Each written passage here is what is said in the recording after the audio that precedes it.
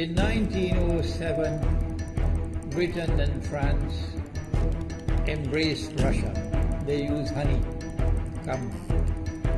in a triple alliance, Britain, France and Russia. And the honey that they used to trap Russia was that if we win the war that's coming with the Ottoman Empire, you will get Constantinople, which is what Russia wants. But they promised Russia one thing through the front door, and they took it back through the back door, like what they did to the Arabs. These are people with PhDs in deception. If they tell you that the sun is shining, don't believe them. Go outside and look up in the sky, see whether the sun is shining. When the Russian army had fought in the First World War and had suffered the most losses, the brunt of the kill were Russians, and they were now winning the war, and the Ottoman Empire was collapsing, and the Russian army is only an arm's length away from Constantinople. They don't want Russia to get Constantinople. Nope. So what did they do? Russian Jews organized and executed the Bolshevik Revolution, which overthrew the Russian monarchy.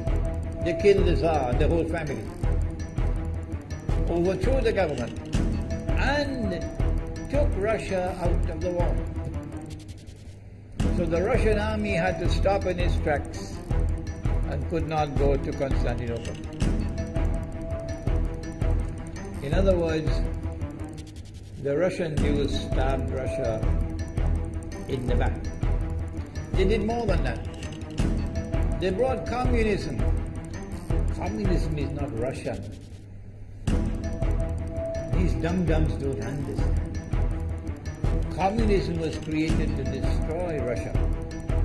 Why don't these dum-dums understand it? Communism is not Russian. Communism was created to destroy Russia, to destroy the Russian Orthodox Church. So they brought communism in the Soviet Union. And for the next 60, 70 years, this Zionist-created entity called the Soviet Union waged war on religion, waged war on the Russian Orthodox Church, killed the priests, closed down the monasteries and churches and so on. 60, 70 years. And then, when the appropriate time came and Israel came into being, it is this same Soviet Union which opened the doors for millions of Russian Jews to now migrate to Israel. If you go to Israel today, you might believe you're in Russia. So many people speaking Russian. These are the Russian Jews. And then the Soviet Union, 6 years after Israel came into being, did something strange and mysterious. Crimea is Russian territory. Crimea is a part of Russia. The Soviet Union decided to give Crimea as a gift to Ukraine. Why did they do that? The historians don't tell you. So let Imran tell you. They gave Crimea to Ukraine in order to stab Russia in the back one more time. Because if Russia loses Crimea, it will enhance Israel's security. The Russian Navy is based in Crimea. And there's a straight line from Crimea to Constantinople. To get out of the Black Sea and to to get into the Mediterranean Sea, you got to pass through the Bosphorus. And the city of Constantinople is located right there on the Bosphorus. So they gave Crimea as a gift to Ukraine. They never bothered to consult the people of Crimea and get their consent. No. They never bothered to seek the permission of the Russian people. No. But Washington doesn't want to hear that. The foolish man who now sits in the White House of the United States, the foolish man who would like to pretend that he's a man of wisdom, he doesn't want to hear. But what are the rights of the Russian people? Were they not violated? Do they not have the right to correct Iran and recover the territory which was unjustly taken away from them on Israel's behalf? Obama doesn't want to hear that. It's inconvenient for them. But in this masjid, we will expose whether it's convenient to you or not. They did more than that. Not only did they give Crimea to Ukraine, but earlier on they gave eastern Ukraine. Eastern part of it, now eastern Ukraine, was Russian. It was Russian. And the Soviet Union gave it as a gift to Ukraine. Why is it being given to Ukraine?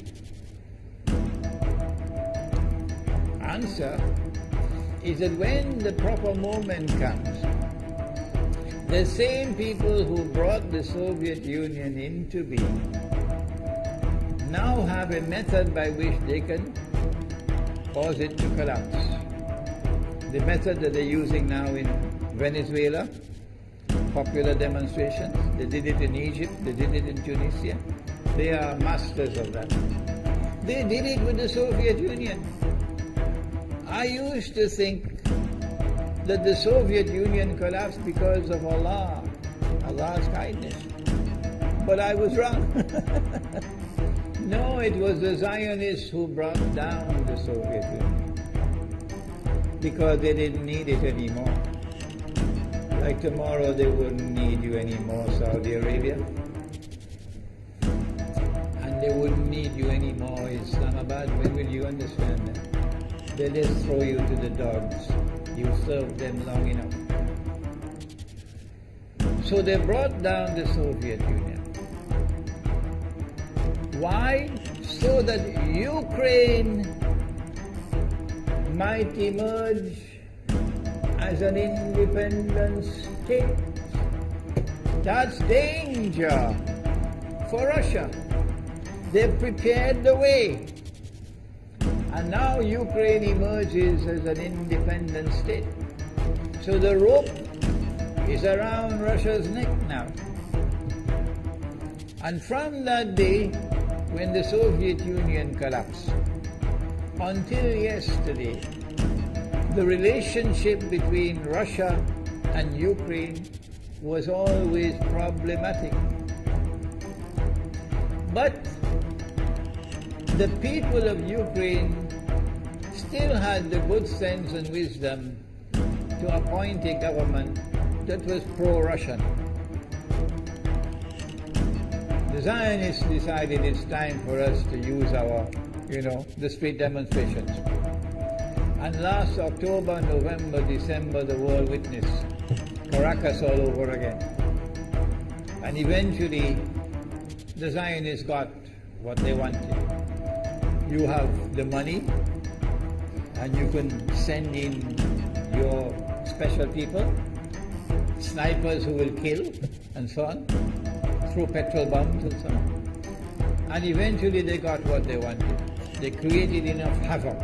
May Allah protect Malaysia from that. Ameen. Ameen.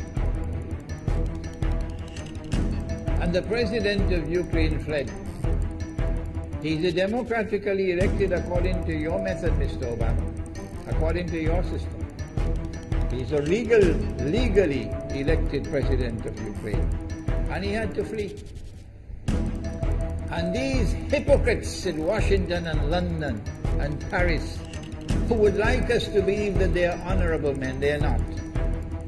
Instead of standing on the side of the legally appointed president and demanding the rule of law, they all showed their colors as hypocrites in immediately recognizing the new government in Ukraine. The new government in Ukraine is anti-Russian. That's what they wanted. That's why they brought down the Soviet Union, to bring in a Ukraine into being as an independent state, and then to eventually get an anti-Russian government in Ukraine. If by Allah's kindness Putin had not intervened and been so spectacularly successful, this is what the plan would have been. The new government in Ukraine would have joined NATO, and Russia could not stop it. And when the new government in Ukraine joined NATO, NATO will then send its armed forces into Ukraine. It could include nuclear weapons. Then Ukraine will pick a fight with Russia and decide that Russia must now vacate Crimea. Shut down your naval base. The rope is now tightened around your neck. Russia has to put its tail between its legs and withdraw its fleet, Black Sea Fleet, from Crimea. Russia is no longer a naval power. Crick crack, you finish. And Israel will celebrate. That was the master plan. But Allah planned, and Allah's plan was successful. And it is time for the Muslim world to recognize and to see, I cannot influence governments, so what can I do? Don't bother, you waste your time with governments. But the people can understand that this was Allah's plan. They planned, the enemy planned for so long, and at the last moment Allah intervened. And Putin was able to get the people of Crimea to vote in a referendum. And they voted 90-something% in favor of returning to Russia. They were a part of Russia, and they want to return to Russia. So Putin was successful in delivering to the Zionist movement